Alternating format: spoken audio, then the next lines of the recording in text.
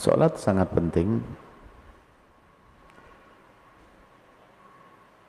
dan bagi yang meninggalkan sholat hukumannya besar di dunia dan di akhirat. Di dunia hukumannya besar kalau meninggalkan sholat karena meyakini sholat tidak wajib, dia murtad ya. Kalau meninggalkan sholat karena malas-malasan, jumhur ulama mengatakan bahasanya dia melakukan dosa gede dan disuruh tobat, kalau tidak mau dipenggal lehernya karena memang dosa gede, khianatnya. Tapi yang harus difahami, wahai bapak yang soleh yang bertanya, tapi sholat itu juga digampangkan. Kami himbau kepada para asatidz, jangan nakut-nakuti orang dengan sholat itu. Kalau ada orang tidak bisa sholat itu yang salah ustadznya, bukan muridnya.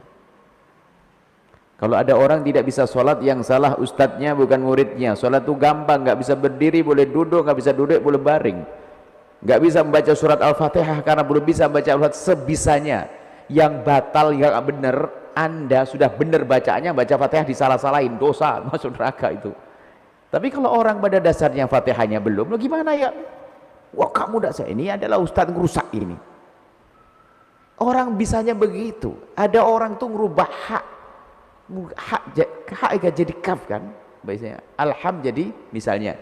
Itu kadang-kadang untuk lesan baru belajar ngaji susah dirubah. Sin sama sod gak bisa bedain karena kita taunya hanya S di Indonesia, S saja. Jadi gak gampang, jangan jadikan orang semua harus fasih kayak siapa begitu, enggak. Jadi tolong jangan ditakut-takuti deh orang sholat nih, beliau aja sampai ketakutan sholatnya ini, yang ngajari bagaimana ini, gitu loh. Jadi semua dari kita wajib belajar Fatihah dengan benar, wajib belajar Fatihah dengan benar.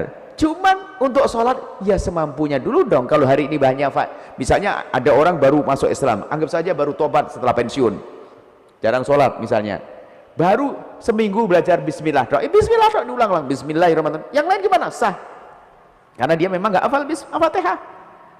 Kemudian baca surah Fatihah ya semampunya, tingkat kefasihan ya semampunya, seperti itu. Jadi jangan dianggap orang sama bacaan seperti imam yang ada di At-Taqwa sini, nggak bisa begitu dong.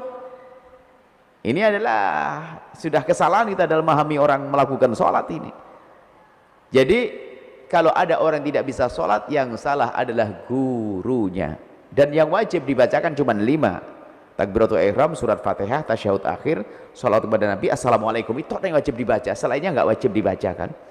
Jadi nggak bisa sholat itu aneh, gampang sih. Fatihah pun bagi yang nggak bisa boleh diganti yang lainnya kok. Hafalnya apa sih? Nggak hafal, ganti zikir. Kalau memang nggak hafal, tapi anda kan sudah hafal, ganti zikir ya nggak sah dong bagi yang nggak hafal. Nah, kemudian karena kaidahnya semacam ini, kalau anda pergi ke sebuah masjid kemudian orang bacaannya nggak benar, memang bisanya begitu, mau gimana lagi? Suruh seperti Syekh Muammar, ya nggak ketemu deh nanti. Ya biarkan begitu, memang dia hanya bisa begitu kok. Jadi jangan langsung wah ada saudara ini katanya nggak sah. Enggak, yang nggak sah itu adalah sudah benar dia punya bacaan, main-main disalah-salahin, itu yang dosa dan tidak sah sholatnya. Cuman kalau orang bacaannya memang begitu modelnya, bisanya begitu, ya sah dong dia. Anda jadi imam pun juga sah, Anda jadi makmum juga sah. Lagi-lagi nanti dalam mazhab Imam Syafi'i ada 2. Kalau kamu baca Fatihahnya fasih, kamu bermakmum dengan orang bacaannya yang enggak fasih, ummi, enggak fasih, maka sholatmu tidak sah. Itu kan pendapat yang pertama dalam mazhab Syafi'i yang dikukuhkan. Kalau pakai pendapat ini kasihan nanti. Pendapat yang kedua deh, yang penting imam itu menurut dia adalah sah dan dia tidak main-main, biarpun bacaannya masih kurang-kurang, memang tidak main-main, kita boleh ngikut di belakangnya. Anda bisa berjamaah di mana saja. Anda di Jakarta di gang-gang pelosok-pelosok sah. Kok bacaannya begitu? Memang dia hebat banget, dia orang pasar, orang kerja, mau jadi imam. Sebelahnya aja ustadz nggak pernah ke masjid. Lumayan dia lebih bagus daripada ustadz yang bacanya bagus, nggak pernah ngaji itu, nggak pernah ke masjid. Itu jauh lebih bagus.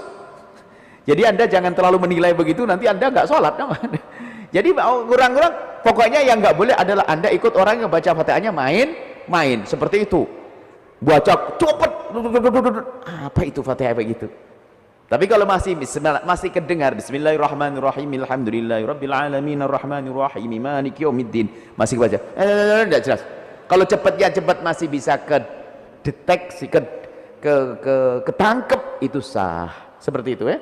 Jadi jangan sampai nol. Wah, ini bandingin semua di At-Taqwa sama Istiqlal sama, wah ini nanti ada bacaannya nih. Jadi ingat, kalau memang dia bisanya begitu, sudah sah dia. Pendapat kedua dalam mazhab Syafi'i, kita bisa mengikutinya. Untuk menilai orang, jangan gampang menilai orang, wah saya nggak bisa sholat. Termasuk mungkin karena ini penyakit, karena dia hafal Quran, nggak pernah mau jadi makmum. Kenapa? Bacanya nggak benar semuanya. Kasihan benar, yang lain dapat pahala banyak, dia dapat satu tok dan dapat sombong tambahnya, karena dia merasa punya hafalan Quran. Ini ada loh ya, hati-hati. Gara-gara hafalan Quran bacanya paling bagus, nganggap orang salah. Kenapa? Dia kurang ngaji fikih. Hanya ngaji ngafalan Quran, terlambat dia ngafal Qurannya dia. Sehingga dia nggak mau sholat sama orang. Dia itu menemukan orang nggak mau jamaah sama orang. Kenapa? Bacaannya salah semua. Ajib. Salah bagaimana? Nggak fase, kurang panjang, kurang ini, kurang.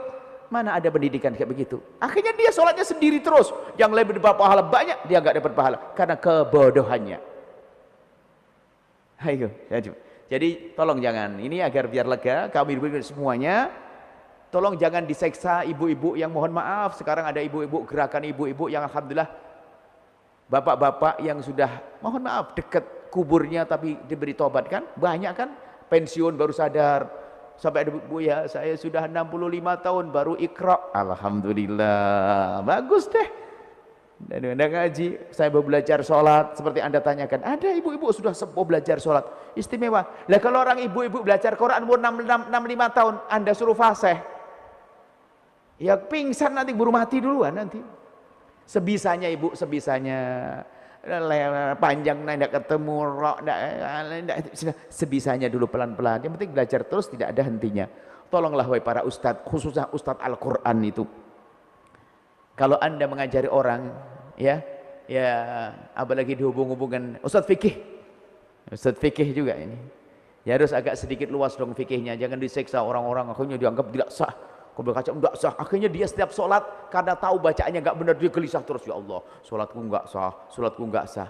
Bisa stres, depresi nanti. Nggak sholat sah sekalian, wong bacaan Quran saya belum benar, wong saya bilang ra aja apa nggak ketemu hak aja nggak bisa kan salah terus. Setiap channel hak salah, nggak sah nanti sholatnya. Aduh, Allah barak. Waktu sholat nggak sholat sah lagi, nggak sah lagi. Ini gara-gara ustadz tajwid yang nggak ngerti tentang kadarnya orang. Orang berbeda-beda, jangan disamakan dengan anda ya Ustadz. Bacaan anda Ustadz istimewa, anda kalau salah huruf ya dosa dan tidak sah sholat anda. Tapi beliau orang awam, enggak. Beliau orang awam enggak. Bahkan dalam urusan membaca, suatu ketika ada orang pada zaman Nabi ya, ada seorang tuh ya tak kalau baca Al-Quran tuh belepotan, berat gitu. Apa Nabi yang sangat pengasih itu, Nabi menghibur. Dia yang baca Qurannya berat tuh dapat 2 pahala ternyata. Oh gitu ya. Pahala membaca Al-Quran utuh, pahala capeknya dia untuk membaca. Kalau orang pintar baca Al-Quran kan kayak air. Ini yang orang baru belajar itu, yang pensiunan itu, susahnya setengah mati, keringetan itu.